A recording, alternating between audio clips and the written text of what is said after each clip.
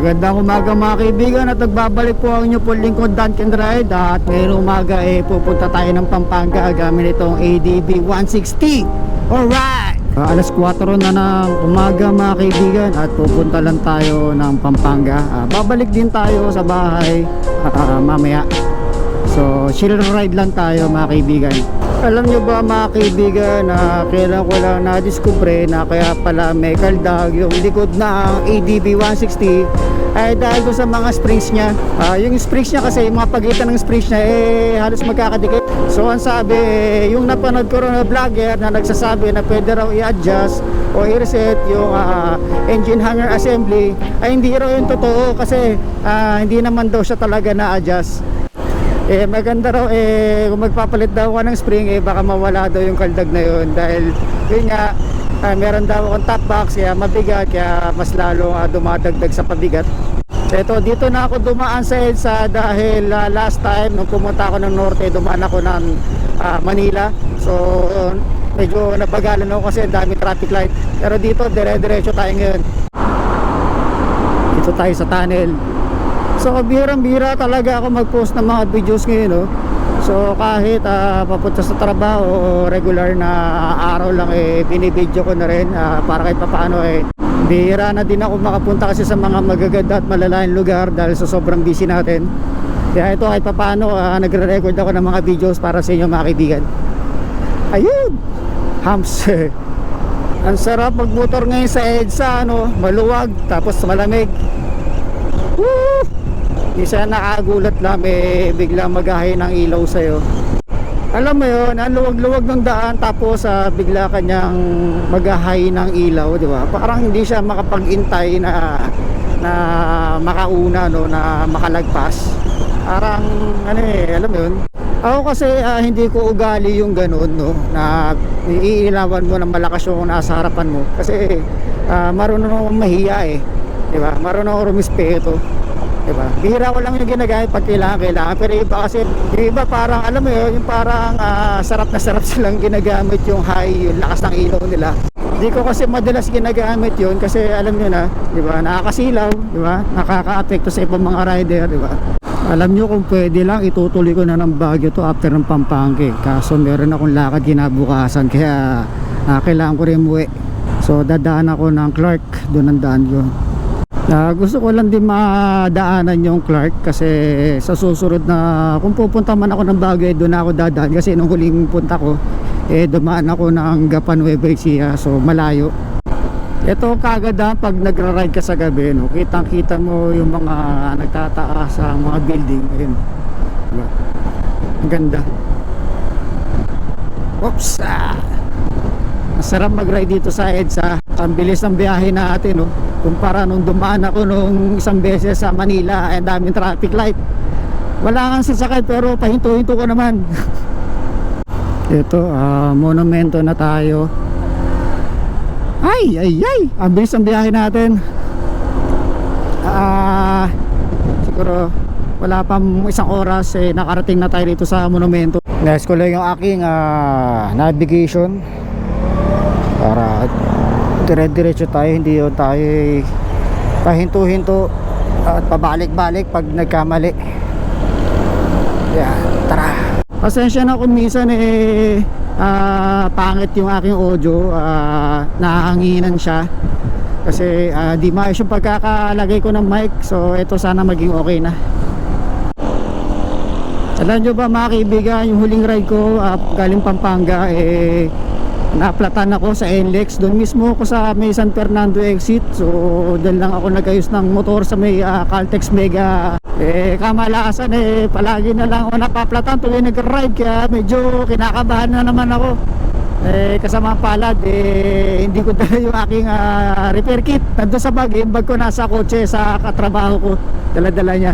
Yung kasama ko naman na nakakotse, hindi na ako magawang balikan dahil medyo nalagpasan niya na ako at malayo na rin, nahiya na ang pabalikin siya dun sa aking lokasyon. Kaya sabi ko hindi, dumiretso ko na. Mabuti may mga batang nagbablog, so tinulungan nila ako. Meron pala silang tire repair kit, so tinulungan nila ako ayusin yung gulong ko. Awa ng Diyos, naisama at nakauwi ako ng safe. So doon yung sa huling vlog ko, makikita nyo. Salamat pala doon sa Team Positive, doon sa mga grupong vlogger ng mga kabataan. Maraming salamat sa inyo. Ang dami ako nakakasabay na mga nakamotor ang bibilis. Pero nagmamadali rin tayo kasi di natin na tumagal yung biyahe natin Tapos may mga naka-big bike din, di ba? Ito, binuksan ko na yung aking MDL kasi ang dami kong naradaan ng lubak, kaya kailangan buksan natin MDL. Pero naka-low lang naman siya, hindi naman siya nakatutok sa taas. Dito tayo sa paikot. Ay 2 hours to go. Parang hindi nagbabago 2 hours pa rin. Kaganina pa 2 hours to go. Dito nga lang maraming sasakyan kumpara doon sa huli kong dinaanan na papuntang Agapan o San Rafael. Wala masyadong sasakyan ng ganitong oras. Ito, ang daming sasakyan. So dito pa rin tayo, Malolos. Nalagpasan natin yung Robinson Malolos. Ingat-ingat lang tayo. Gusto ko magmadali pero hindi pwede masyado. Hindi ako pwede magmadali masyado dahil hindi ko sulo yung kalsada. Baka malubak tayo. Nasa Pampanga na tayo mga kaibigan. Uy, nakasilaw. Ay, grabe. Woo! Nasa Pampanga na tayo. Woo! Kunti na lang. Naalala ko itong daan na to. One time kasi pumunta kami ng Cabiao. Ito, nadaanan namin syempre to. MacArthur kami. Yan yung tulay na luma nasa kanan. Tapos may ginagawa pa rin. Ang ganda. Naalala ko yung huling pumunta ako ng papuntang Baguio. Yung pinakamahirap na naranasan ko na ride sa talambuhay ko. 17 hours balikan, di ba? Di nga lang ako umabot ng Baguio, hanggang Pangasinan lang ako. Tapos umuwi na. Ayun, sobrang pagod. Hindi dapat ako magbabalikan mag-hotel sana ako pagdating ng Baguio, kaso nagka-aberya. Kailangan kong umigad ng kinabukasan. Kaya nag-decide ako na hindi na ituloy. Umuwi na ako pagdating ng so di ko makakalimutan yung ride na yun. Kung natuloy lang sana o kung naabot man ako ng Baguio magpapahinga ako, pero dahil nga sa nagka-aberya. Tara, let's. So nalagpasan na natin yung yung exit papuntang San Simon, papuntang Cabiao. Ang bilis natin. Kita-kita na natin daan, maliwanag na. Ay, kita-kita yung Arayat Woo! Sarap, ang lamig. Ang sarap sana kung idediretso ko ng Baguio, no? So hindi pwede. Yung ride natin, hindi naman masyadong matulin, hindi naman masyadong tawag doon na agresibo, no? Nagmamatulin tayo pag maluwag, pag safe, pero buwabagal tayo pag mga medyo alangan at delikado, no? Ang ganda ng daan, no? Kung malayo yung babiyahin mo, makapag-chillax riding ka ba? Syempre hindi, kasi syempre gusto mong makapunta agad, di ba? Kaya medyo kumbaga hybrid. medyo aggressive, medyo chillax, di ba? Depende.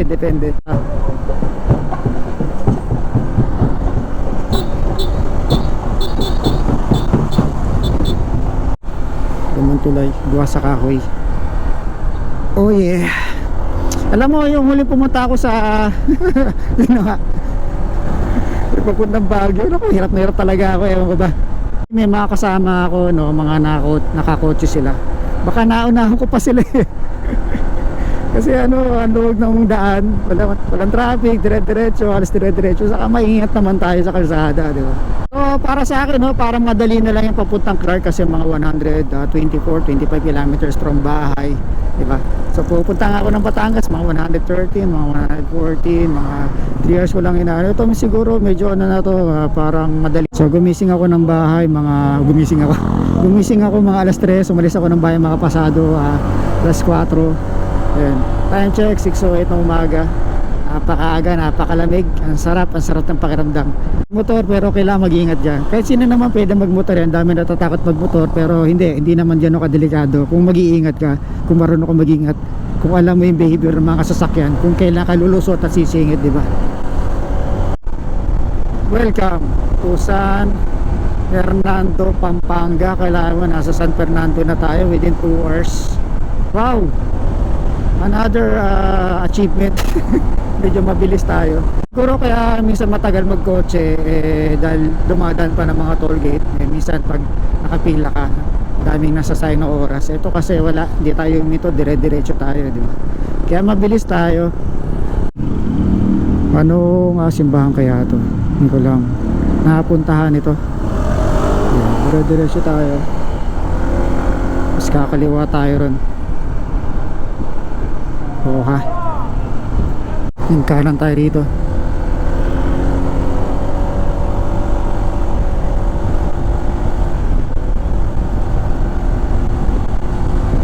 Oh yeah. Masarap. Yung gas natin di pa babawasan. Nung nagpagas tayo sa may saan nga kayo? Doon sa may doon sa may hindi ko alam yung lugar. Basta doon sa may MacArthur Highway, doon sa may bandang yata bago magbulakan. Ang ganda sa Pampanga, ang ganda na kalsada. Balik tayo ng MacArthur. Nasa na kaya ako? Kaya to malapit na tayo. Ano, 23 kilometers, 36 minutes. Aga natin mga 7 lang ako na makapag-stop over para makapag-agahan tayo, tapos makapagkape. Hanap tayo ng fast food, diba? Ayos, masarap magkape ngayon, malamig. Donald's, doon tayo kakain. Actually kumain na ako, kakape lang tayo. Kain muna tayo, baka makalimutan ko tong cellphone.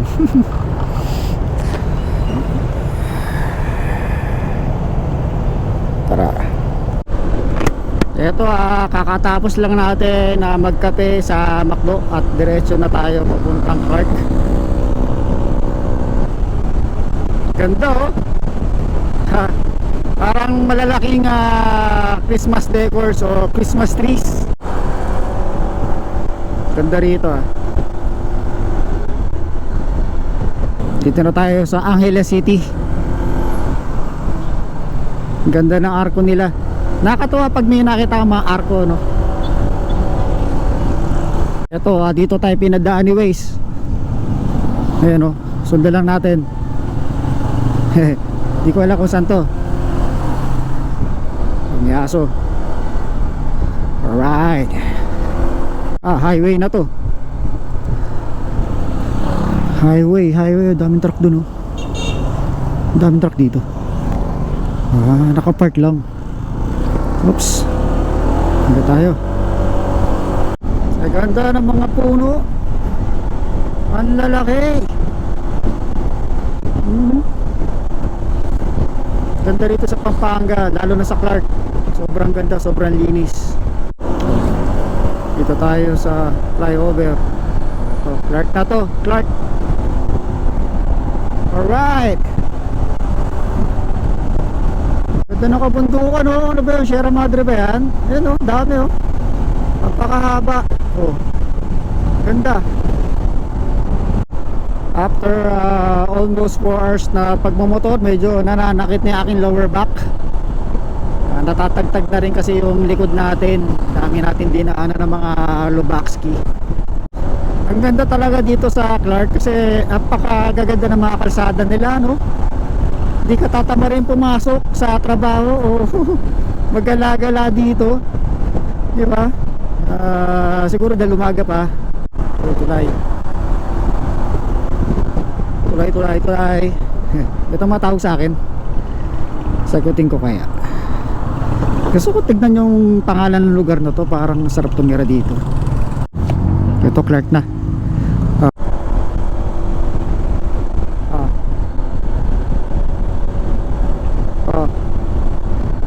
Yeah. Sa wakas. Oh, anong oras na? Tingnan natin. Oh, pasado alas 8. Naka-4 na oras na travel tayo.